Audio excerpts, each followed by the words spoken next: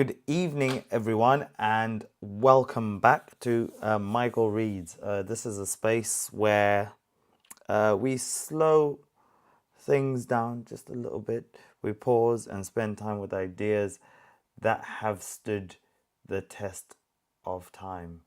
Um, in a world that moves fast and uh, constantly pulls our attention in 100 directions, these readings that we do are an opportunity for us to stop, reflect, and think more deeply about the life we are building. Because the books we explore here aren't just about knowledge, they're about character, discipline, and learning how to navigate life with clarity, responsibility, and purpose.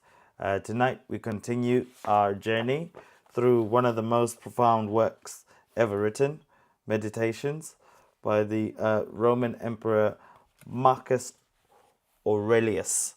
I do apologize if I pronounced the name wrong. Yes, by Marcus Aurelius. A book that was never meant for anyone else's eyes. These were private reflections, a man reminding himself to stay steady in a complicated world. And today, we get to reflect on those ideas together. Before we begin tonight's reading, I want to ask you something. How do you face each day? Not just the big decisions, but the small moments, the interruptions, the frustrations, the people who challenge you. Because Marcus Aurelius begins book 2 by reminding himself to wake up each day ready to be disciplined, patient, uh, and purposeful, no matter what life throws at him. And tonight we'll reflect on how those daily reminders can shape our own lives. Uh, Book 2 of Meditations, it isn't about power or fame. It's about the inner life, how to live with integrity every single day. Marcus writes short, powerful reminders to meet others, to meet others with patience, to avoid distraction by trivial matters, and to control his thoughts even when circumstances are frustrating. It's a manual for living well, moment by moment, grounded in reason, virtue, and self-awareness. Uh, I want to invite you to reflect with me before we dive in as we explore these reminders tonight. Um, think about how each one could guide your actions today. And if you are new here, hit the subscribe button and join us on this journey through meditations.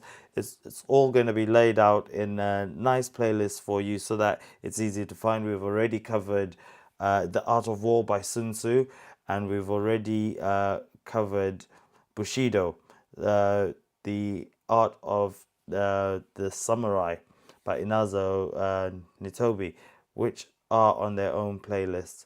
And while you're watching, hit the like button if these readings resonate.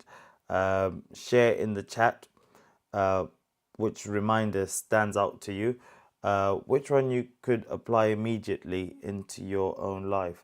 Your reflections, they don't just enrich your understanding, they help everyone here grow alongside you. So let's read, reflect, and strengthen our character together. So we'll be going into book 2. Marcus Aurelius says, begin in the morning by saying to yourself, I shall meet with the meddling, the ungrateful, arrogant, deceitful, envious, unsocial. All these things happen to them by reason of their ignorance of what is good and evil. But I, who have seen the nature of the good and that it is beautiful, and of the bad that it is ugly, and the nature of him who does wrong, are still human like me, not only of the same blood or seed, but that they participate in the same intelligence and the same portion of the divinity. I can neither be injured by any of them, for no one can fix on me what is ugly. I cannot be angry with my relations or hate them, for we are made for cooperation, like feet, like hands, like eyelids, like the rows of the upper and lower teeth. To act against one another, then, is contrary to nature. What is it that I am? A little flesh and breath, and the ruling part. Forget your books for a moment. No longer distract yourself, but think as if you were now dying. Despise the flesh. It is blood and bones and a network, a contexture of nerves, veins, and arteries. See the breath also. What kind of a thing it is? Air, and not always the same, but every moment sent out again, sucked in. The third then is the ruling part. Consider this: you're an old man. No longer let yourself be a slave. No longer be pulled by the strings like a puppet to social movements. No longer either be dissatisfied with the present or shrink from the future. All that is from the gods is full of providence. That which is from fortune is not separated from nature or without an interweaving with the things which are ordered by providence. From there all things flow, and there is a part from necessity, and that which is for the advantage of the whole universe, of which you are a part. But that which is good for every part of nature, which the nature of the whole brings, and what serves to maintain this nature.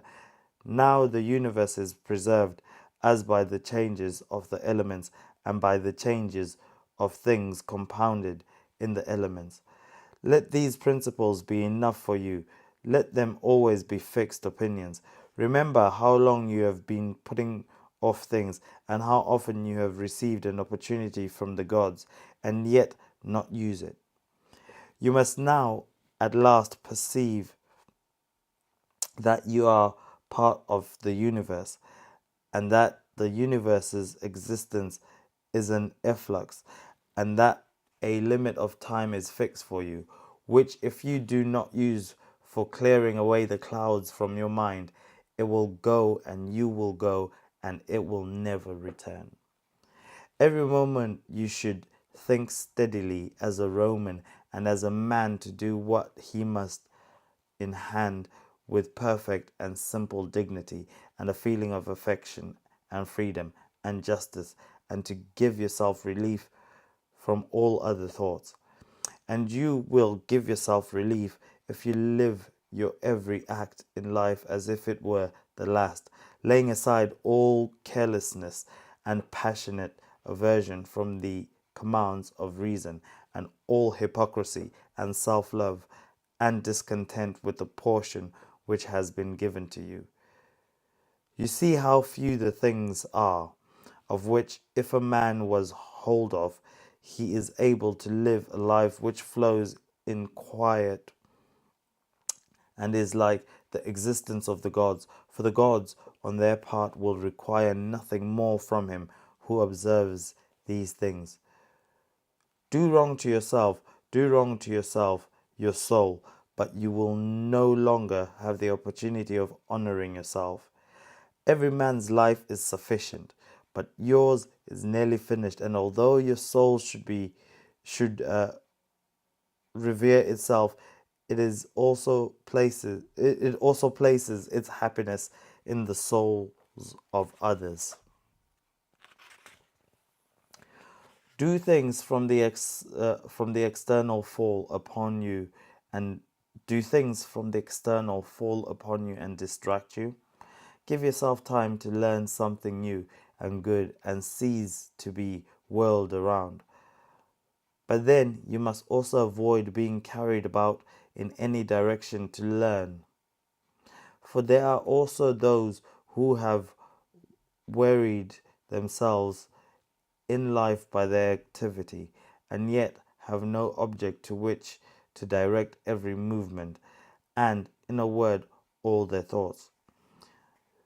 Through not observing what is in the mind of another, a man has rarely been seen to be unhappy. But those who do not observe the movements of their own minds must of necessity be unhappy. This you must always bear in mind. What is the nature of the whole, and what is my nature, and how this is related to that, and what kind of a part it plays in the whole, and that there is no one who hinders you from always doing and saying the things which are according to the nature of which you are a part.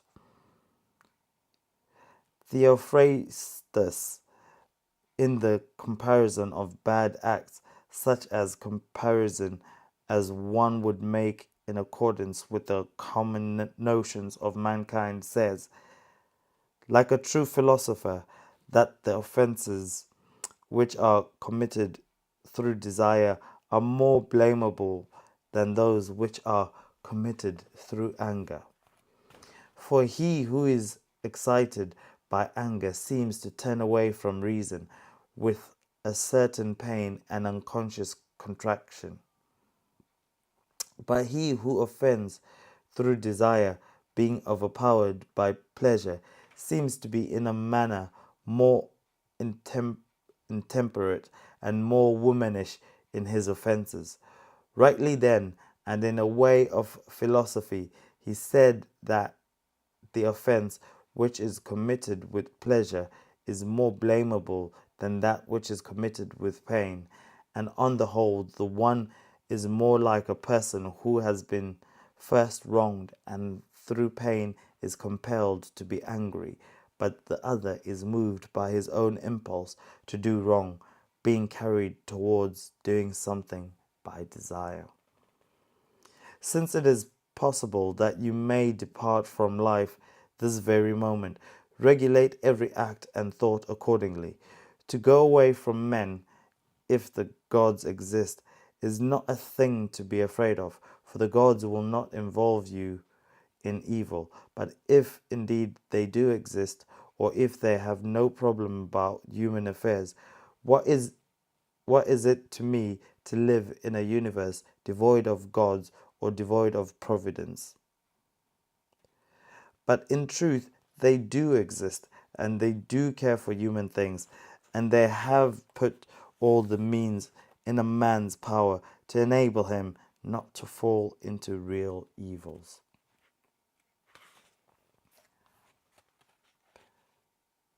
And as to the rest, if there was anything evil, they would have provided for you for this also, that it should be altogether in a man's power not to fall into it. Now that which can make a man worse, can make a man's life worse, through ignorance, not having the knowledge, and also not having the power to guard against or correct these things. Is it not possible that the nature of the universe has overlooked them, nor is it possible that it has made so great a mistake? Good and evil happen indiscriminately to the good and the bad. Death certainly, and life, honor and dishonor, pain and pleasure, all these things equally happen to good men and bad. Therefore, they are neither good nor evil. How quickly all things disappear in a universe that embodies them, but in time there is remembrance of them. It is important to note the nature of all things, and those things particularly can attract with the bait of pleasure, or terrify by pain, or lead abroad by fame. how worthless and contemptible and sordid and perishable and dead they are.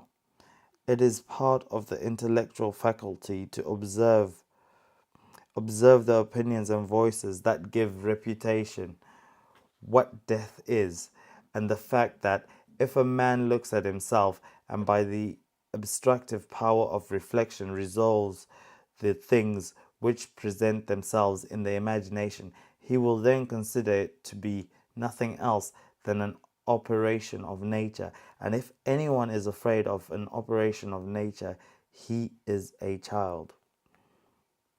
This, however, is not only an operation of nature, but it is also a thing which conduces to the purposes of nature. To observe, too, how a man comes near to the gods, and what part of him, and when this part of man is so disposed.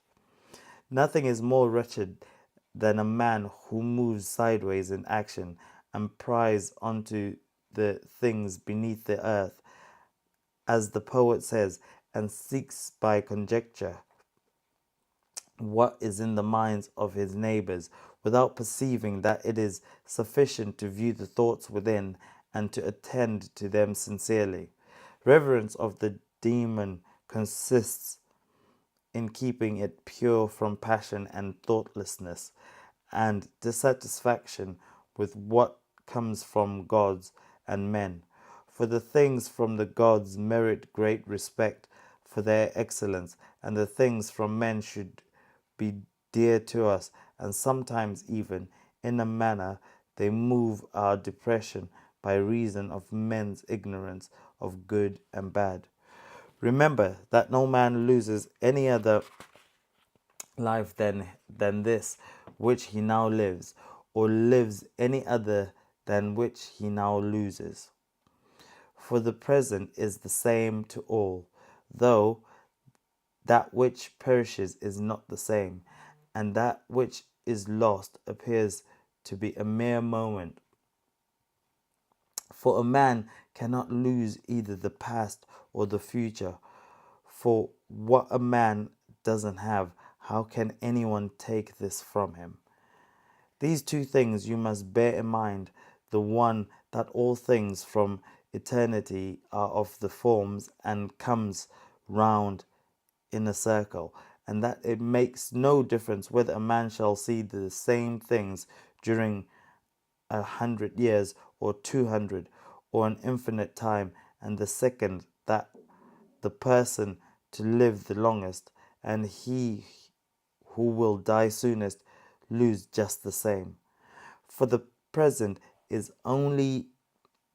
only thing of which a man can be deprived, if it is true that this is the only thing which he has, and that a man cannot lose a thing he doesn't have. The soul of a man does violence to itself, first of all, when it becomes an abscess, and, as it were, a tumor on the universe, so far as it can. For to be vexed at anything which happens is a separation of ourselves from nature. In the next place, the soul does violence to itself when it turns away from any man, or even moves towards him with the intention of injuring, such as are the souls of those who are angry. In the mind, in the third place, the soul does violence to itself when it is overpowered by pleasure or by pain. Fourthly, when it plays a part and does or says anything insincerely and untruly. Fifthly, when it allows any act of its own and any movement to be without an aim, and does anything thoughtlessly and without considering what it is, it being right that even the smallest things be done with reference to an end, and the end of rational animals is to follow the reason and the law of the most ancient city and civil government. Of human life, the time is a point, and the substance is in a flux, and the perception dull, and the composition of the whole body subject to putrefaction, and the soul a whirl, and fortune hard to divine, and fame a thing devoid of judgment. And to say all in a word, everything which belongs to the body is a stream, and what belongs to the soul is a dream and vapor, and life is a warfare, and a stranger's temporary stay, and after fame is oblivion. What then is that which is able to conduct a man? One thing and one only one, philosophy. But this consists in keeping the demon within a man free from violence and unharmed, superior to pains and pleasures, doing nothing without purpose or falsely and with hypocrisy, not feeling the need of another man's doing or not doing anything, and besides accepting all that happens and all that is allotted, and finally waiting for death with a cheerful mind, as being nothing else than a dissolution of the elements of which every living being is compounded. But if there is no harm to the elements themselves, in each continually changing into another, why should a man have any apprehension about the change and dissolution of all the elements? For it is according to nature, and nothing is evil which is according to nature. I do apologize there. I had a little bit of a malfunction of my equipment, so I just had to sort that out, and it's still giving me problems. I should just turn it off. But Marcus begins book 2 with a daily practice. When you wake up in the morning, tell yourself, I will meet today with impatience, arrogance, and distraction from what matters, but I can choose to respond differently. Even the most powerful man in Rome reminded himself to be patient, disciplined, and clear-minded. He focuses on how we meet people, how we handle interruptions, and how we govern our own minds before trying to govern anyone else's. It is a simple idea, but profound. Each day is an opportunity to practice virtue. In our own lives, this book 2, reminds us that character is tested in daily routines. Small decisions like how we respond to frustration, impatience, or criticism, how we build the foundation of our life. So, clarity of mind and emotional control aren't gifts. They're habits we cultivate every day, or we should cultivate every day. So, Marcus's words would still apply. Success and peace aren't measured by external power, but by the way we meet life with discipline and reason. Here on Michael Reads, I often highlight a few pillars that guide a meaningful life, like health, responsibility, relationships, financial stability, and discipline. So, Book 2 each reminds us that each of these pillars is strengthened by daily practice. Health requires consistent effort, not just sudden bursts. Responsibility is shown in small promises we keep each day. Relationships are nurtured by patience and understanding, and financial stability comes from consistent choices, not luck. Discipline is built in how we respond to each moment. So no one exemplifies this better than Marcus, who reminds himself daily to live intentionally no matter what the world throws at him. So tonight, I would like you to reflect. How do you approach each day? Where can you practice patience, clarity, or discipline right now?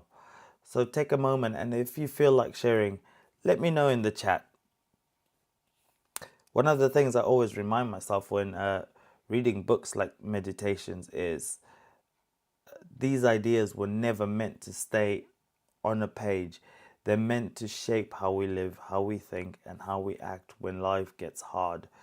The goal isn't simply to read great books, it's to become a better human, to become a better human being because of them. So tonight, reflect on the reminders from book two. And, you could ask yourself a simple question: how can I apply one of these practices tomorrow? So, thank you for joining me on Michael Reads. Until next time, take care of yourselves, stay thoughtful, stay disciplined, and I'll see you on the next reading.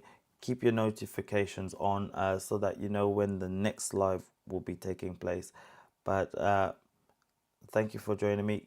Good night, everyone, and I look forward to seeing you on the next one. Take care. Bye bye.